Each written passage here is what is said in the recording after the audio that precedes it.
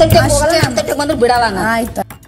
Big boss ಮನೆ ಅಂತ ಬಂದಾಗ ಅಲ್ಲಿ ಜಗಳಗಳು ಕಾಮನ್. ಆದ್ರೆ ಹಳ್ಳಿಗಳಿಂದ ಬಂದಿರುವಂತಹ ವ್ಯಕ್ತಿಗಳ ಮೇಲೆ ಸಿಂಪತಿಯನ್ನ ಇಟ್ಕೊಂಡು ತುಂಬಾ ಜನ ವೋಟ್ಗಳನ್ನ ಹಾಕ್ತಾರೆ. ಹಾಗೆ ಅವ್ರಿಗೂ ಕೂಡ ಹಲವಾರು ರೀತಿಯಾದಂತಹ ಟ್ಯಾಲೆಂಟ್ ಇರುತ್ತೆ. ಆ ಟ್ಯಾಲೆಂಟ್ ಅನ್ನ ತೋರಿಸಿದಂತಹ ಏಕೈಕ ವ್ಯಕ್ತಿ ಅಂತ ಹೇಳಿದ್ರೆ ಅದು ಹನುಮಂತು ಲಮಾಣಿ ಅಂತ ಅನ್ಬೋದು. ಸೊ ಹಳ್ಳಿಯಿಂದ ಬಂದಿರುವಂತಹ ಸೀದಾ ಸಾದಾ ಹೈದ ಕೊನೆಗೂ ಬಿಗ್ ಬಾಸ್ ಅನ್ನ ಗೆದ್ದೆ ಬಿಟ್ಟ. ಈ ಬಾರಿಯ ಬಿಗ್ ಬಾಸ್ ಗೆ ಮಲ್ಲಮ್ಮ ಅನ್ನೋರು ಒಬ್ರು ಎಂಟ್ರಿಯನ್ನ ಕೊಟ್ಟಿದ್ದಾರೆ. ಮಲ್ಲಮ್ಮನ್ಗೆ ಏನು ಕೂಡ ಗೊತ್ತಾಗೋದಿಲ್ಲ, ಬಿಗ್ ಬಾಸ್ ನ ಮಾತುಗಳು ಅರ್ಥ ಆಗೋದಿಲ್ಲ ಅಂತ ಹೇಳಿ ಮೊದಲ 2 ಎಪಿಸೋಡ್ ಅಲ್ಲಿ ಎಲ್ರಿಗೂ ಕೂಡ ಗೊತ್ತಾಯಿತು. ಆದ್ರೆ ಈಗ ಮಲ್ಲಮ್ಮನ ದುರಂಕಾರದ ಮಾತುಗಳು ಯಾವ ಮಟ್ಟಕ್ಕೆ ಹೋಗಿದೆ ಅಂತ ಹೇಳಿ ನೀವು ನೋಡಬಹುದು. ಯಾವ ರೀತಿ ಅಂತ ಹೇಳಿದ್ರೆ, ಒಂದು ಬಾತ್ರೂಮಿನ ವಿಚಾರವಾಗಿ ಕಾವ್ಯ ಅವರಿಗೆ ಒಂದು ವಿಚಾರವನ್ನ ಹೇಳ್ತಾರೆ, ಬಾತ್ರೂಮನ್ನ ಹೀಗೆ ಯೂಸ್ ಮಾಡಬೇಕು ಅಥವಾ ಅಡಿಗೆನ ಹೀಗೆ ಮಾಡಬೇಕು ಅಂತ ಹೇಳಿ ಪ್ರತಿಯೊಬ್ಬರಿಗೂ ಹೇಳ್ತಾರೆ. ಕೇವಲ ಮಲ್ಲಮ್ಮಂಗೆ ಮಾತ್ರ ಅಲ್ಲ. ಆದ್ರೆ ಮಲ್ಲಮ್ಮ ಟಾರ್ಗೆಟ್ ಅನ್ನ ಮಾಡಿ ಕಾವ್ಯಂಗೆ, ನೀನು ಎಲ್ರಿಗೂ ಒಂಥರ ನೋಡ್ತೀಯಾ, ನನ್ನನ್ನೇ ಒಂಥರ ನೋಡ್ತೀಯಾ, ನಾನು ಈ ಬೆಂಗಳೂರಿಗೆ ಬಂದು 15 ವರ್ಷ ಆಯಿತು, ನಾನು 6 ಅಂತಸ್ತಿನ ಕಟ್ಟಡದಲ್ಲಿ ವಾಸ ಮಾಡಿ ಬಂದಿದ್ದೀನಿ, 6 ಅಂತಸ್ತಿನ ಬಾತ್ರೂಮ್ ಅಲ್ಲಿ ಯೂಸ್ ಮಾಡಿ ಬಂದಿದ್ದೀನಿ, ನೀನ್ ಯಾವ ಲೆಕ್ಕ ನನಗೆ ಅನ್ನೋ ರೀತಿಯಲ್ಲಿ ಮಾತಾಡ್ತಾರೆ.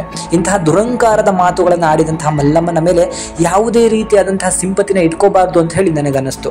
ಯಾಕಂತ ಹೇಳಿದ್ರೆ ಮುಗ್ಧ ಜನರು ಮುಗ್ಧವಾಗಿ ಮಾತಾಡೋದನ್ನ ನೋಡಿದ್ದೀವಿ. ಆದ್ರೆ ಮಲ್ಲಮ್ಮ ಮಾತಾಡ್ತಿರುವಂತಹ ರೀತಿ, ಅವರು ಆಡ್ತಿರುವಂತಹ ಮ್ಯಾನರಿಸಮ್ ಅನ್ನ ನೋಡಿದ್ರೆ ಇದು ದುರಂಕಾರದ ಮಾತುಗಳು ಅಂತ ಹೇಳಿ ಖಂಡಿತವಾಗಿ ಗೊತ್ತಾಗ್ತಿದೆ. ಮಲ್ಲಮ್ಮನ ನಾವು ಸೀದಾ ಸಾದಾ ವ್ಯಕ್ತಿ ಹಾಗೂ ಮುಗ್ಧತೆ ಇರುವಂತಹ ವ್ಯಕ್ತಿ ಅನ್ಕೊಂಡ್ರೆ, ಇವರು ಜಂಬದ ಮಾತಾಡೋದು, ದುರಂಕಾರದ ಮಾತಾಡೋದು, 6 ಅಂತಸ್ತಿನ ಕಟ್ಟಡದಲ್ಲಿ ಇದು ಬಂದಿನಿ, ನೀನೇನು ಹೇಳ್ಬೇಡ ನನಗೆ, ಇದೆಲ್ಲ ಪುಟ್ಟಗೋಸಿ ಅನ್ನೋ ರೀತಿಯಲ್ಲಿ ಮಾತಾಡ್ತಿದ್ದಾಳೆ ಅವಮ್ಮ.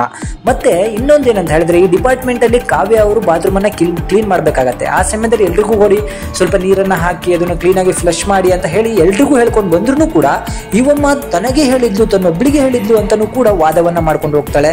ಅಷ್ಟೇ ಅಲ್ಲದೆ ಗಿಲ್ಲಿನೂ ಹೇಳ್ತಾಳೆ, ಸುಮ್ನಿರಮ್ಮ, ಅವ್ರು ಎಲ್ರಿಗೂ ಕೂಡ ಹೇಳ್ಕೊಂಡ್ ಬಂದಿದ್ರು ಅಂದ್ರೆ ನೀವೆಲ್ಲರೂ ಕೂಡ ಅವಳ ಪರನೇ ವಾದ ಮಾಡ್ಕೊಂಡು ಬರಬೇಡ್ರಿ, ನನ್ನ ತಂಟೆ ಬಂದ್ರೆ ಯಾವೆಳಿಗೂ ಬಿಡೋದಿಲ್ಲ ಅಂತ ಹೇಳಿ ಡೈರೆಕ್ಟ್ ಆಗಿ ಮಾತಾಡ್ತಾರೆ ಇವಮ್ಮ. ಇಂತಹ ವ್ಯಕ್ತಿಗಳನ್ನ ಇಷ್ಟು ದಿನ ನಾವು ಮುಗ್ಧರು ಅನ್ಕೊಂಡಿದ್ದು. ಮತ್ತೆ ಮಲ್ಲಮ್ಮನ್ಗೆ ಬಿಗ್ ಬಾಸ್ ಅನ್ನೋದು ತೀರಾ ವೇಸ್ಟ್ ಅನ್ಸುತ್ತೆ ನನಗೆ. ಇವರಂತ ಕ್ಯಾಂಡಿಡೇಟ್ ಬಿಗ್ ಬಾಸ್ ಮನೆಗೆ ಯಾಕೆ ಬೇಕು? ಇವೆಲ್ಲ waste by waste. Bigg Boss ಅನ್ನೋದು ಒಂದು ವ್ಯಕ್ತಿತ್ವದ ಆಟ. ಇಲ್ಲಿ ವ್ಯಕ್ತಿ ಯಾವ ರೀತಿ ಇರಬೇಕು, ಫಿಸಿಕಲ್ ಆಗಿ, ಮೆಂಟಲಿ ಎಲ್ಲ ರೀತಿಯಿಂದನೂ ಫಿಟ್ ಇರಬೇಕು. ಬಟ್ ಮಲ್ಲಮ್ಮ ಯಾವುದ್ರಲ್ಲೂ ಕೂಡ ಫಿಟ್ ಇಲ್ಲ. ಅವ್ರು ಹೇಗಿರಬೇಕು, ಎಂತಿರಬೇಕು ಅಂತ ಹೇಳಿ ಖಂಡಿತ ಗೊತ್ತಿಲ್ಲ.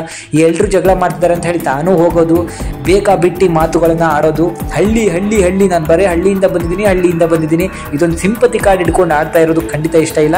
ಅದ್ರ ಜೊತೆಗೆ ದುರಂಕಾರದ ಮಾತುಗಳನ್ನು ಕೂಡ ಬಿಡಬೇಕಾಗತ್ತೆ. ಬಿಗ್ ಬಾಸ್ ಮನೆಯಲ್ಲಿ ಜನಗಳು ತೀರಾ ನಿಗಾ ಇಟ್ಟು ನೋಡ್ತಿರ್ತಾರೆ. ಇರುವಂತಹ ಮರ್ಯಾದೆಯನ್ನ ಕಳ್ಕೊಂಡು ಹೊರಗೆ ಬರೋದಕ್ಕಿಂತ ಮುಗ್ಧತೆಯೊಂದಿಗೆ ಹೊರಗೆ ಬಂದ್ರೆ ತುಂಬಾ ಒಳ್ಳೇದು ಅಂತ ಹೇಳಿ ನನಗನ್ನಿಸ್ತು. ಸೊ ಮಲ್ಲಮ್ಮ ಮತ್ತು ಕಾವ್ಯ ಇವರಿಬ್ಬರು ನಡುವೆ ನಡೆದಿರುವಂತಹ ಜಗಳ ಕಾಳಗದ ಬಗ್ಗೆ ನೀವು ಯಾರ ಪರ ಸಪೋರ್ಟ್ ಮಾಡ್ತೀರಾ ಅಂತ ಹೇಳಿ ದಯವಿಟ್ಟು ನನಗೆ ಕಮೆಂಟ್ ಮುಖಾಂತರ ತಿಳಿಸಿ. ಮಲ್ಲಮ್ಮ ಆದಷ್ಟು ಬೇಗ ಬರಲಿ ಅಂತ ನನ್ನ ಅನಿಸಿಕೆ. ನಿಮ್ಮ ಅನಿಸಿಕೆನ ಕಮೆಂಟ್ ಮಾಡಿ ತಿಳಿಸಿ. Thank you.